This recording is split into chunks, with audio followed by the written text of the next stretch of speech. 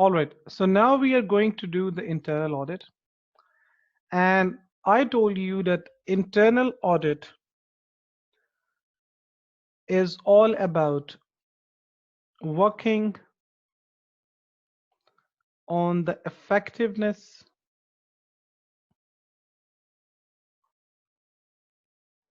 of internal control system. We discussed this thing when we were dealing with the internal audit slide in the ethics. So over there, I told you that internal audit is about working on the effectiveness of the internal control system. When we talk about the internal control system, that means the complete system of the company.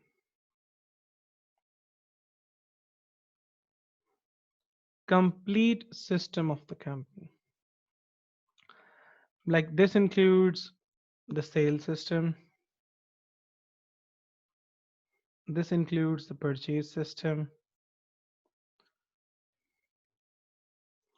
Similarly, non-current asset system, payroll system, inventory system, etc.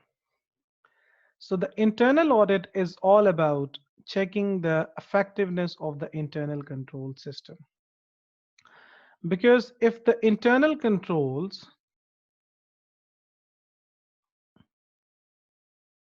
are strong,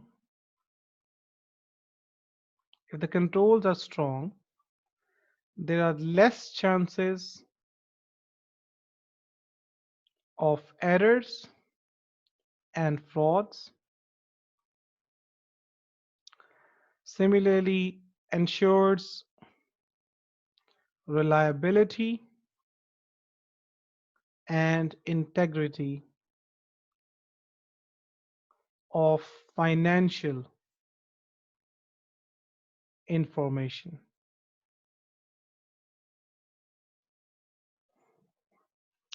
So if the controls are strong, there are less chances of errors and frauds, ensures the reliability and integrity of the financial information. The corporate objective will be met.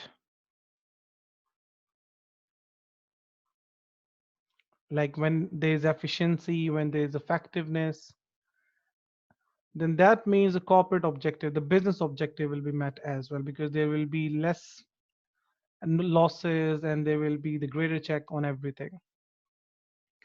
So internal audit is all about, working on the effectiveness of the internal control system. Now let's discuss the plain definition of the internal audit.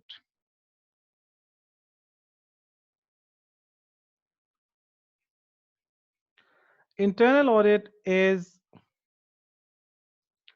an independent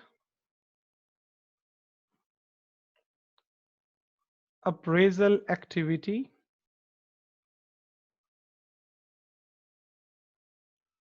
within the organization as a service to it.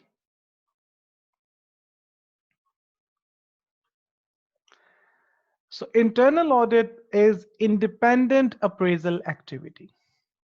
Now again, here appraisal simply means the evaluation. And now independent is the same way we discussed in the external audit, that independent means no relationship. When we say no relationship, it's all about family, business, or personal with the management. Now, obviously, here we cannot say with the company because the internal auditors are the employees of the company, so they will be having a relationship. We are talking about the management. No relationship with the management. All right. Similarly, the hiring, that means the recruitment Again, this should be independent of the management, because if I am recruiting someone, then obviously I'm going to influence them. Like if you are just pointing out my mistakes, remember that I have recruited you, I can fire you as well. So the management can easily influence the internal auditor. Similarly, in the independence, there is the reporting as well. Like, say, for example, if I am evaluating you, I'm appraising your work, evaluating your work, and then on the same time, I am responsible to you, I'm reporting to you. So then independence cannot be ensured. Because if I am telling the mistakes of a person to the same person, then that won't make any sense. So the reporting, again, how we can ensure that reporting and the hiring is independent, this should be done by the audit committee. So the internal audit department should report to the management, but along with the management, they should report to the audit committee as well, because sometimes you have to tell the management what they are doing. So we cannot, just minus them from the equation. We cannot, just deduct them from the equation. We have to keep them in the loop, and the internal auditor should report to the management, but they should make sure that they are reporting to the audit committee as well. This is about independence.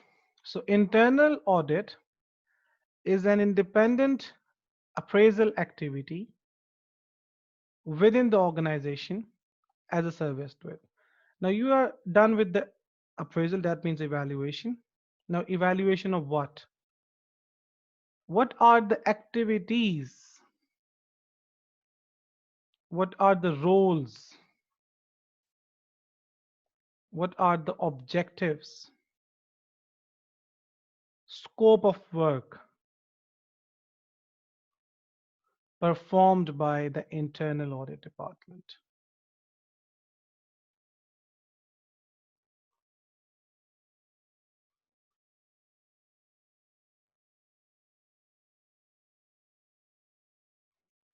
So, activities and roles and the scope of work performed by the internal audit department.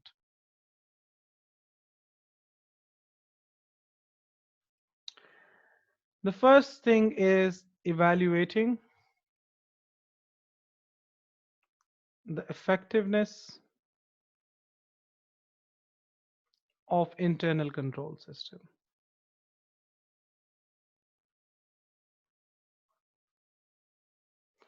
Evaluating the effectiveness of the internal control system. The first responsibility or the first objective or the first role or the first activity done by the internal audit department is their principal activity is evaluating the effectiveness of the internal control system. The department is being set up to evaluate the efficiency, effectiveness of the internal control system. This is the first thing they need to do. Second thing, which they may do or they usually do, is the compliance tests. Now, compliance tests mean that the entity is required to comply with certain laws and regulations, such as data protection laws, such as environmental laws, such as labor laws, health and safety laws. There are many laws the entity needs to comply. So the internal audit department checks, keep a check whether the entity, whether the company or the organization is complying with those laws and regulations. Because if there is incompliance, they may be fined for that, they may receive penalties for non-compliance. So the internal audit department makes sure that the entity is complying. If they're not complying, they tell the relevant management that you are just skipping this compliance part. You have to make sure that you are complying with these things. Otherwise, the company is going to receive some fines and penalties, going to face some fines and penalties. So this is very important. Compliance tests. Similarly, special investigations. Now, special investigations can be anything such as, for example, investigation of fraud. Like if there is someone in the organization who is suspected for doing the fraud, or is there any department which is being suspected of doing the fraud, then this task can be done by the internal audit department for doing the special investigations. It's not only about the fraud, it can be anything. Like for example, if you think like the company, whether the company should continue this department or to shut it down, they can work for it. They can make the appraisal, the shutdown decisions. They can do the workings for the management, for the board. Similarly, value for money audit. Value for money audits. This is also known as VFM. Value for money audit. This involves 3 E's: economy, efficiency, and effectiveness.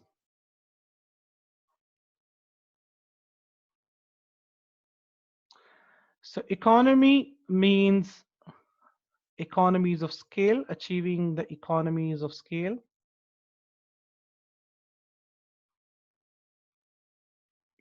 Efficiency means maximum output in the given inputs. And effectiveness means meeting the overall objective.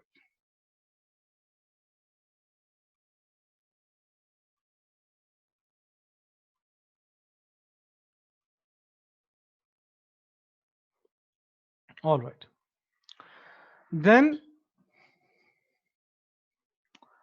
when we are done with the VFM, so evaluating the effectiveness of internal control system, compliance test, special investigation, value for money audit, is there anything else they can do? Yes.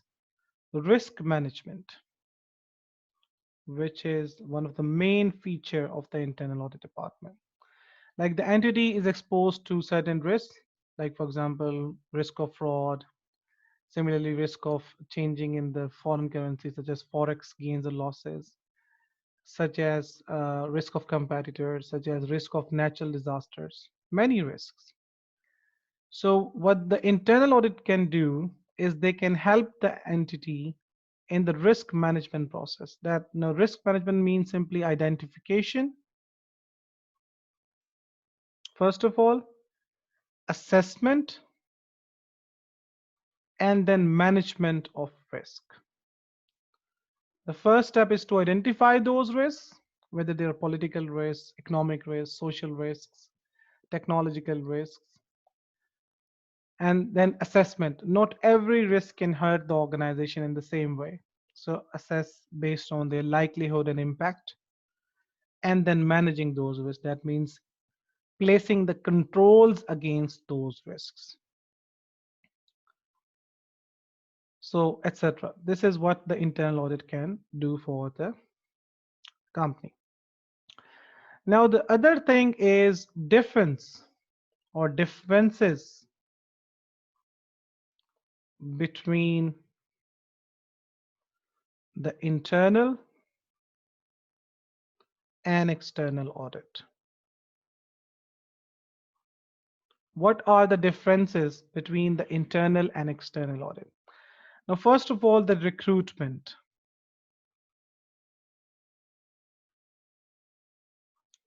So we'll be talking about internal auditor and the external auditor, or internal audit and external audit. So recruitment is done by the management, involvement of management in that, and then here the shareholders. If you're thinking that earlier I said the audit committee, that is the best practice. That is the best practice set by the corporate governance. It should be done by the corporate audit committee. That is the best practice of the corporate governance. But in legal terms, yes, management can do that. You cannot stop management from recruiting the internal auditors. The best practice that it should be done by the audit committee. But again, that is the best practice. That is not the law. That is the corporate governance. Reporting. So again, management,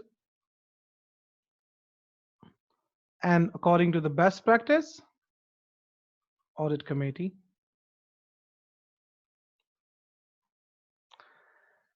External auditors will be reporting again to the shareholders. Then you discuss the scope of work.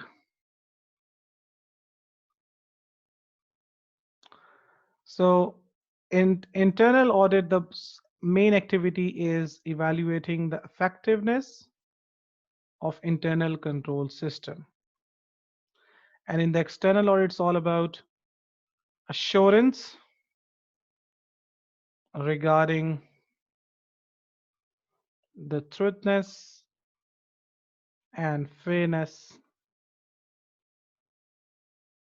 of financial statements. All right. And yeah, status. Internal auditor is usually the employee of the company,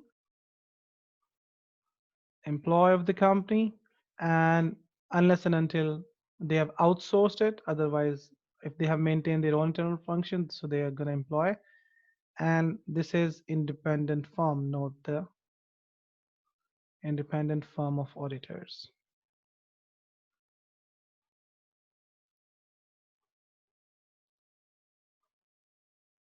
These are the main differences. All right.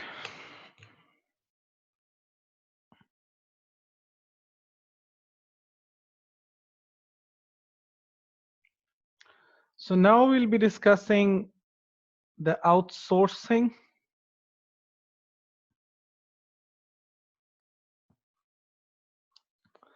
Look, there are two possible options when it comes to internal audit department.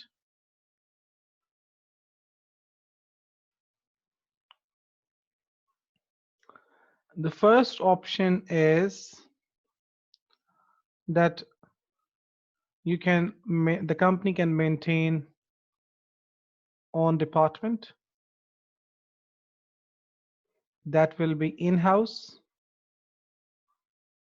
and they will be the employees of the entity.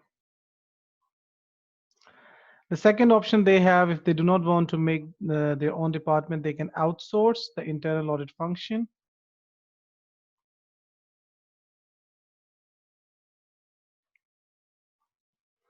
They can outsource the internal audit function, and this will be independent firm and not the employees. So when it comes to the outsourcing, that means they will be the independent firm. So there are certain advantages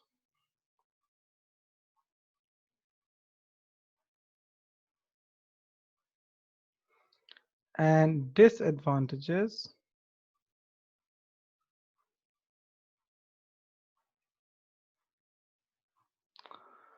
There are certain advantages and disadvantages.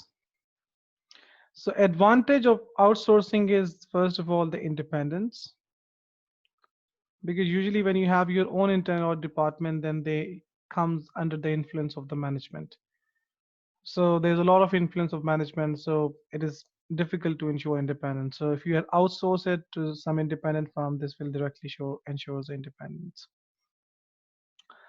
Specialist people for the job, specialist work performed, because they're experts doing the work for many companies. So probably they have a good learning curve, they have experience, expertise. And then when it comes to disadvantage, no control. When you have your own employees, you can take any work for them. Internal control is a big thing. You can use them everywhere. But when you have outsourced it, so they will be doing specific tasks, no control. You cannot take any extra work from them. Similarly, confidentiality issues.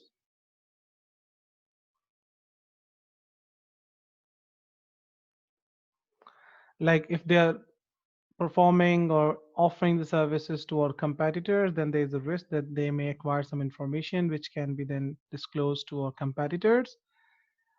Another advantage is the fee level, uh, or you can say cost. Like when you have your own internal department, that will be consisted of your employees. So you have to pay them the salary, you have to pay them the benefits. Even if they're not working, they will be taking fixed salaries. So maintaining an in-house department, in-house function is a bit expensive thing. You can find the cheaper firms which can provide reasonable services in a reasonable amount. So outsourcing may be cheaper than maintaining own internal audit department, etc. So this is all about internal audit. This is all about internal audit. First of all, you need to understand what is internal audit. It's an independent appraisal within an activity, within an organization as a service to it. So no relationship with the management. We are talking about the independence. And then reporting should be done to the audit committee according to the corporate governance. And then activities, roles and objective we have discussed, the evaluating the effectiveness of internal control system, compliance tests, special investigations, value for money audits, risk management, and then differences in the recruitment, reporting, scope of work, and the status, similarly outsourcing. And there's one more thing you need to understand is the internal audit and the audit committee. Although you studied this thing when we were doing the corporate governance, so what is actually the linkage between the internal audit and the audit committee? So first of all, the recruitments, as I said, similarly reporting. According to the corporate governance, the internal audit department should report to the audit committee.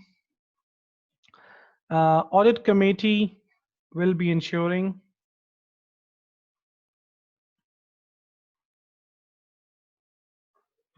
that the recommendations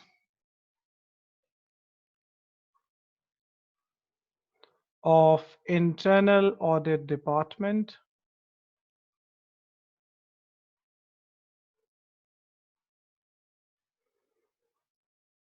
are considered by management.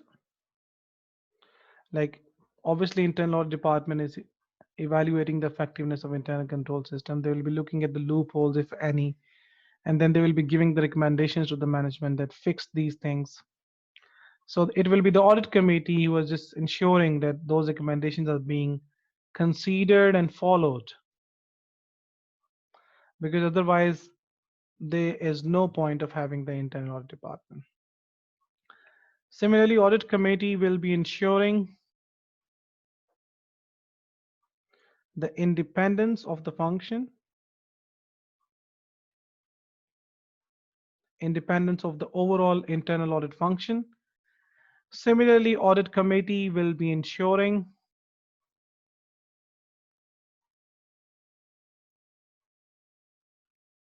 that the chief internal auditor, the senior most person in the internal audit department, has a direct access to chairman. That means if they want to highlight something, if they want to bring something into attention, and then they have the access to the chairman at the upper level. So these are the things that you should remember regarding the internal audit and the audit committee. So overall independence of the function, this should be ensured by the audit committee, recruitment, reporting, and ensuring that the recommendations are being considered and followed, and the chief internal auditor has the direct access to the chairman. So this is all about internal audit department. The rest is in the notes. You have to read all the things from the notes.